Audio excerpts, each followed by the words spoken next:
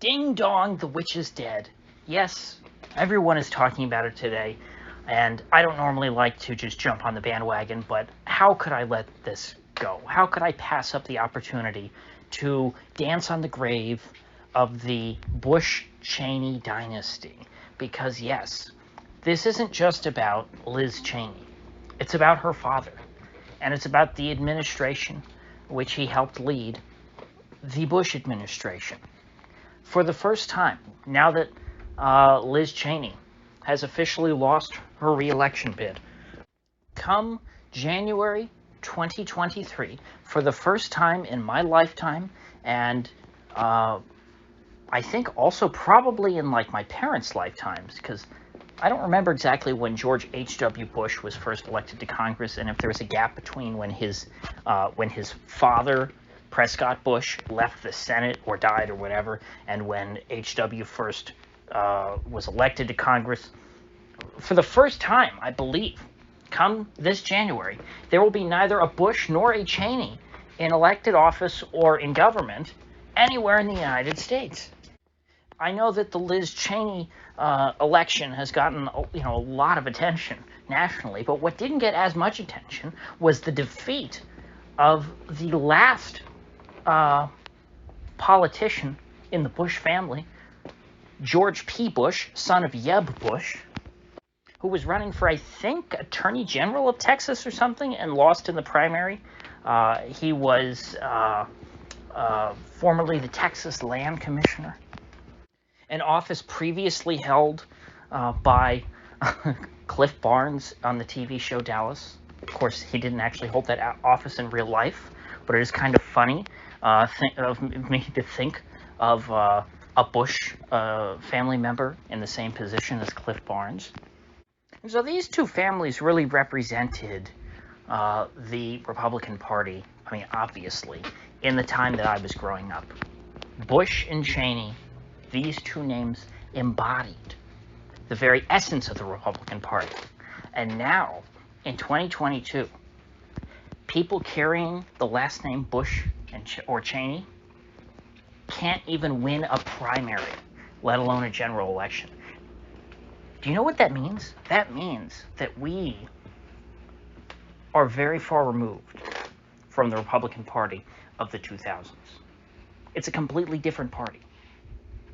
People don't understand, who are from outside of America, how we in America have had the same two political parties since the 1860s, or 1828, I believe, in the case of the Democratic Party. How could these two political parties have survived so long?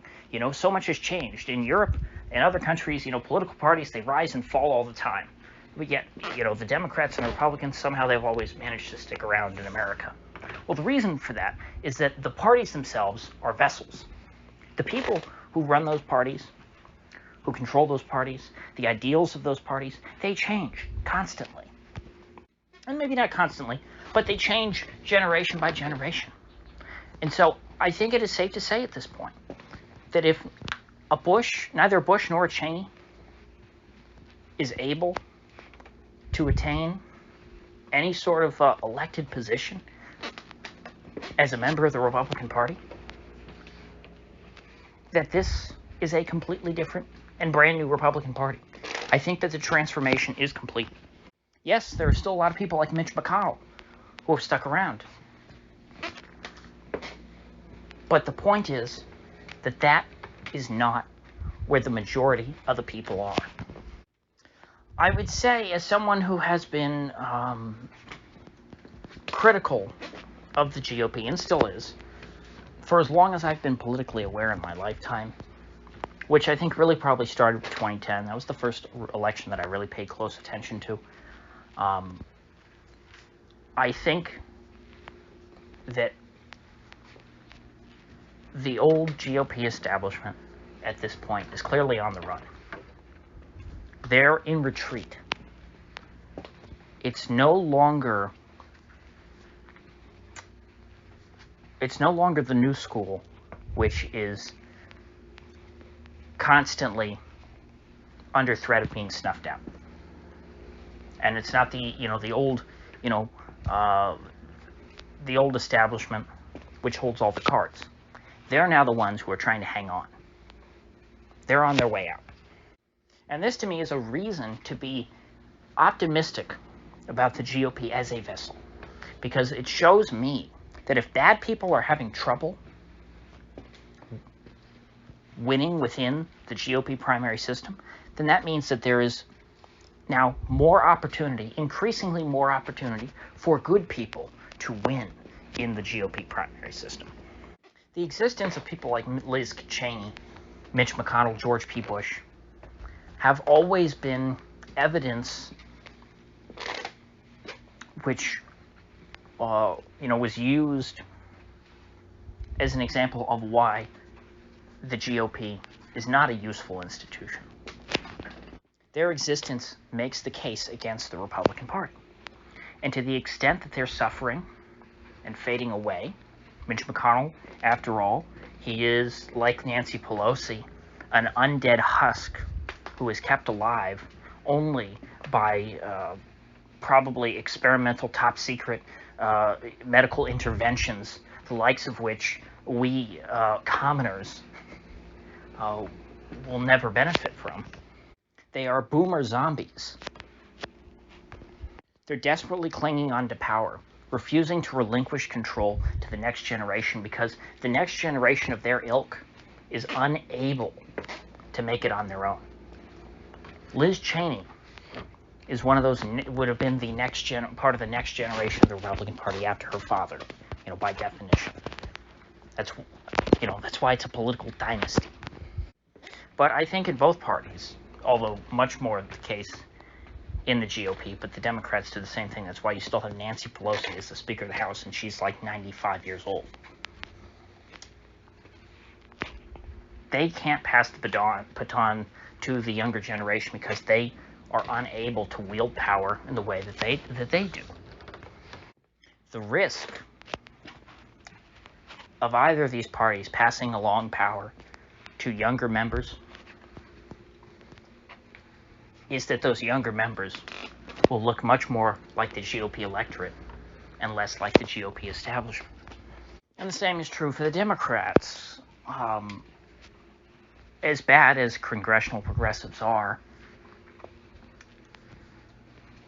they are not exactly the same as Nancy Pelosi. Nancy Pelosi has no clear successor. Hell, look at her lieutenants. They're also a million years old. Mitch McConnell, I guess, has John Thune, who, I believe in the words of Arlen Specter, has the body of a Greek god.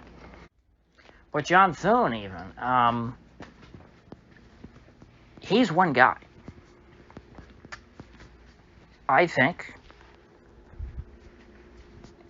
if he were elevated to a position of power, there would be a groundswell of people in his state who would want to primary him. Because at the end of the day, John Thune is someone who I think could scrape by as a backbencher if people don't know who he is. But he's not the kind of person at his age who could survive in the limelight. And I think increasingly, the sorts of power that's wielded by people like Nancy Pelosi and Mitch McConnell is less useful. The way that people like McConnell and Pelosi,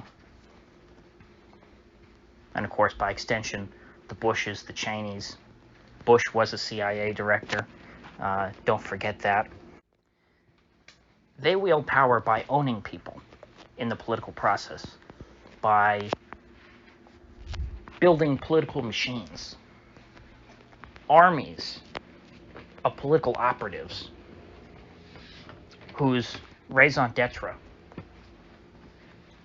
is to promote that person's personal interests. And in the age of social media, those political machines are just not as important as they used to be. They can have a lot of effect, don't get me wrong. But we're not living in the 1930s, in the 1950s, or even the 1980s.